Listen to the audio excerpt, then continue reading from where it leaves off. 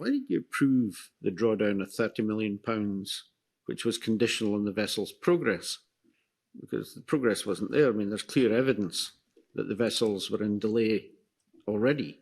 So given that the funding was linked to progress, what was the justification? So the government has a wider, it's a fair question, Mr. Beattie, but the government has a wider responsibility. Of course, we had a responsibility to try and complete the contracts, but our wider responsibility was also around the yard's future, the workforce, and for that reason, the government made other interventions. And we in the conditions, and I'm not entirely sure how much I can speak about the conditions without encroaching into commercial confidentiality. Some of it, I think, is in the public domain. But there were conditions attached to the funding, and the funding was primarily to help diversify the business, try and secure further work, but of course help with the immediate cash flow issues, i.e. workers needed to be paid, convener. Workers needed to be paid.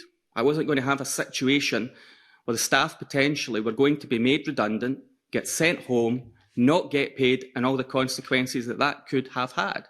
Therefore, the wider economic and community interests that we would have had in mind as a government at the time came into that consideration in the loan payment. So there were conditions, and as part of that, of course, we appointed an expert to give assurance around progress on the vessels. Now, it then turns out, in addition to all the other advice I was telling you about earlier, that advice was challenged and was then contradicted by others, such was the nature of the dispute.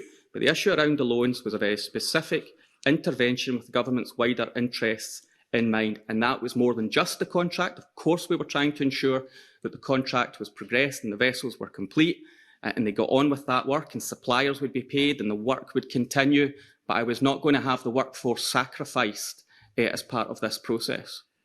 So, although there was fairly solid information that the vessels were in delay, and there was conditions around the payment of the 30 million that there had to be progress on the vessels, you took a public interest view? Yes. Rather than simply a literal view of the contract? Yeah, wider. I'd say public interest, yes, of course, but wider interest, because, you know, if there was an industrial difficulty somewhere, and I know the convener is very fond, and quite rightly so, of industrial interventions, you would expect the government to have got involved whether we had this contract or not, would you not? If jobs were at risk, if there was the viability of Scottish shipbuilding, commercial shipbuilding, and the Clyde was at risk, you'd expect us to get involved. Now, there's the matters that we've covered on the contract, but the loans was part of helping the business diversify, get on with progress on the vessels. That's why we had appointed an independent expert to try and reassure us, because we were getting different messages between CMAL, FML as to the nature of progress and the nature of difficulties. So we brought in another independent expert, got another view, but we did try and use that information to help us with the drawdown of loan funding. But I've been very clear on what the purpose of the loan funding was, and the actual effect of it was to ensure, the effect was to ensure that the business clearly could continue.